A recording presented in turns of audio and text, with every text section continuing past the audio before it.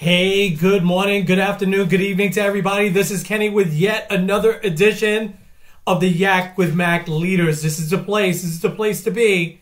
This is a place where we are going to encourage and inspire you to become better, influential leaders. And we're starting to wind down, believe it or not, 2020, right? I think 2020 has just been a special year. That's all I'll say. It's been a year of blessing too, because I've been here at home, able to spend more time with my family, able to do things like this. Hopefully you take the good things out of this year and count those blessings that you do have, right? And as leaders, it's important that you show that to your team throughout the rest of this year. So I'm going to wind down here with a couple of quick things. I'm not going to talk about Leader Ready today. Talk about that more next week. I am going to talk about 15 minutes a day, and I know right through now, that's probably going to be tough, but 15 minutes a day to develop yourself, to listen to a podcast, to watch a video, read an article, something that is going to help you become a better leader. 15 minutes a day. Notice I went from 10 to 15. It's going to be 15 going into 2021. Here is another edition of Retire the Cliche.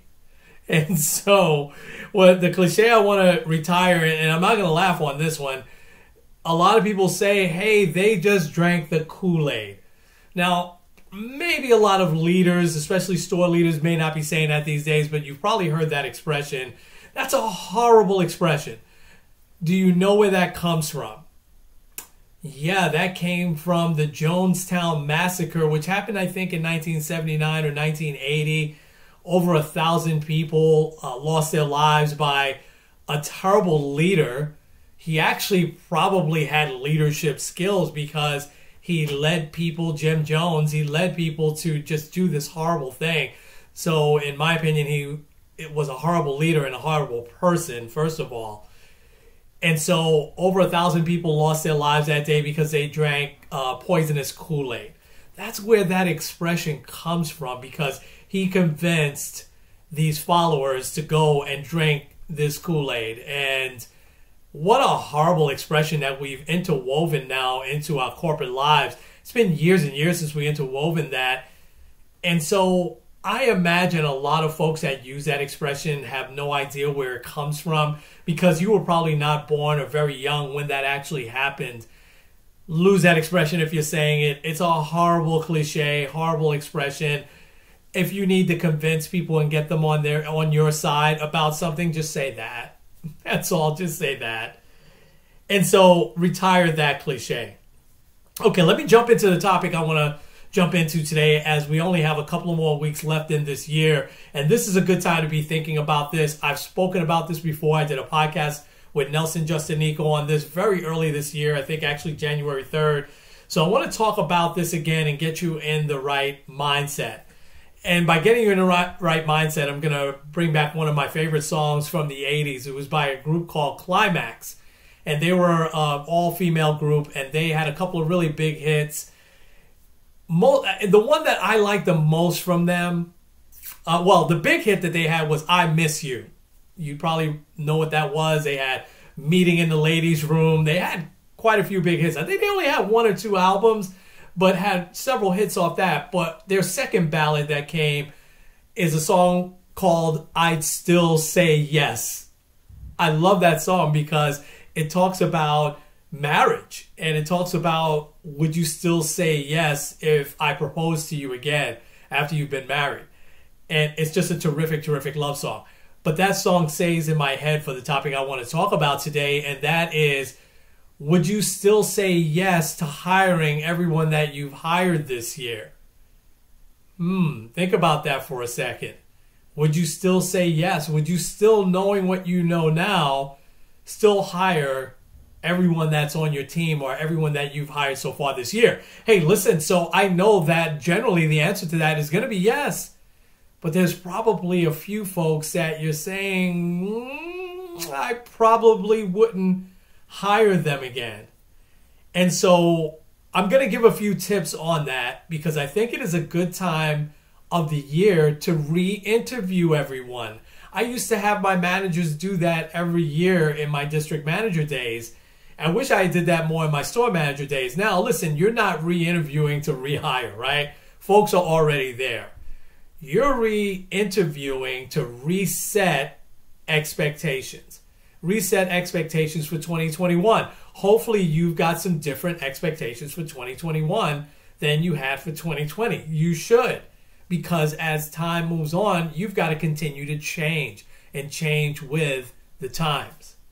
So I want to give some hints and tips on how you can make that happen. And I think that it's nothing that you should do over these next couple of weeks. Get through the 25th, even get through till New Year's Day. You're still going to be busy. You need to take advantage of all of the traffic that's coming in your stores right now. But then as you then get to January 2nd, January 3rd, things are a little bit slower. That would be the time to really start re-interviewing all of the folks that are in your stores. Here's what I mean. Well, let me take a step back on this first. You have to interview with earnest. It's a good time for you to recalibrate yourself and your expectations when you interview. Are you asking the right questions? Are you using the guides that we have available? Are you doing more than one interview? Are you doing all the right things? You see, people are still going to fool you even if you do all the right things. But you increase that possibility when you don't do all the right things, when you don't really sit down and have that really full interview. If you're a district manager out there, I would recommend, if it's not a policy, I don't think it was a policy in my district manager days, but I would highly recommend that you do a last interview on everybody in your district just to kind of sign off. And so, and a lot of that interview should probably not be back in an office. It could be out there on the floor.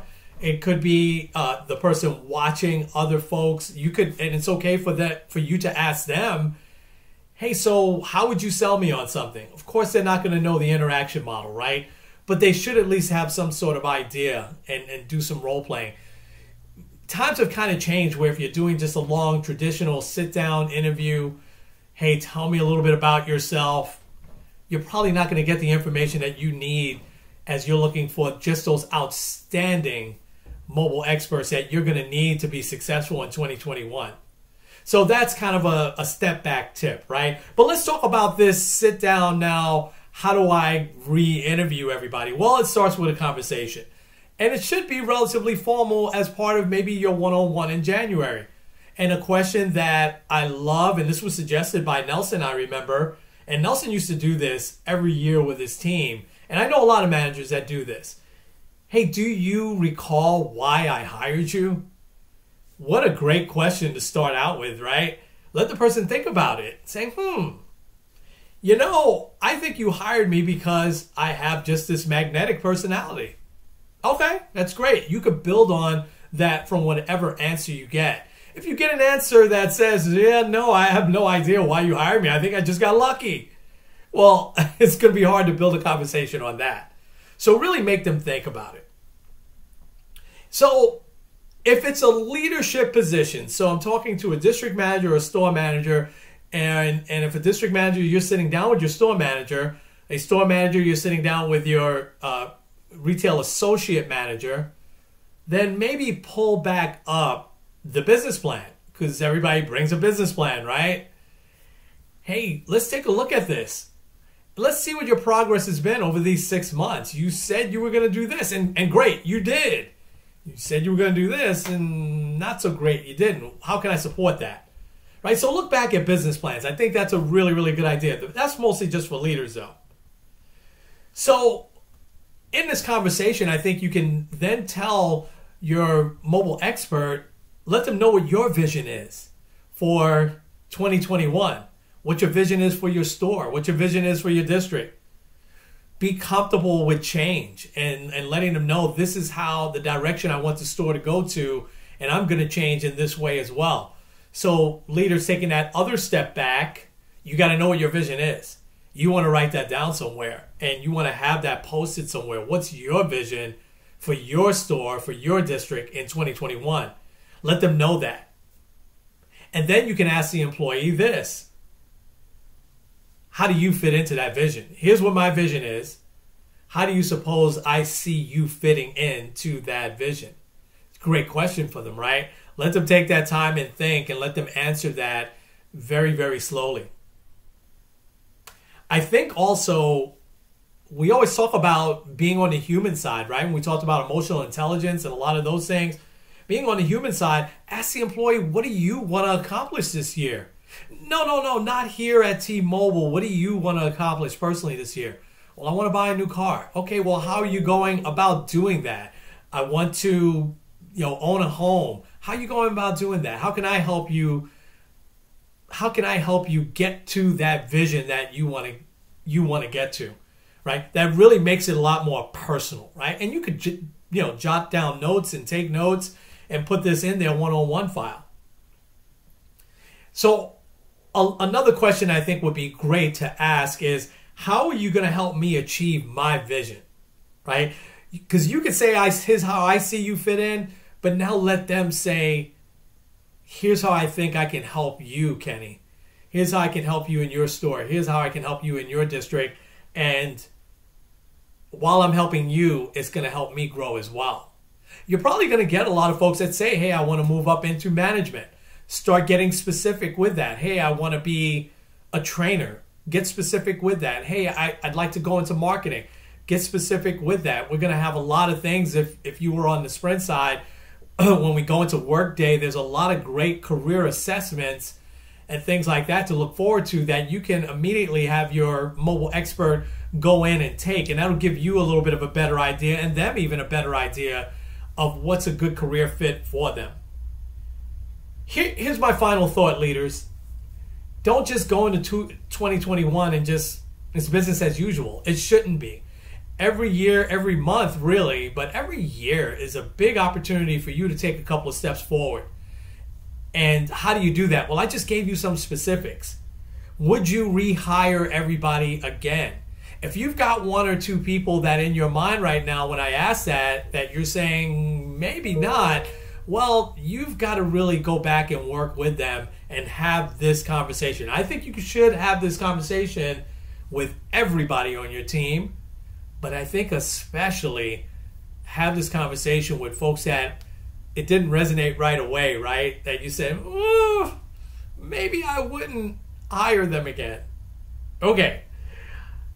That is it for this week. And it has been just an honor to do this. I've got a very, very special show that is going to hit next week. It probably won't hit on Monday, but it's going to be special as we start to weave in some guests into this whole Yak with Mac, because it's important that you guys hear other voices besides mine, just telling you about or talking to you about leadership and being a great influencer. So for now, this is Kenny with the Yak with Mac. We will talk to you next week.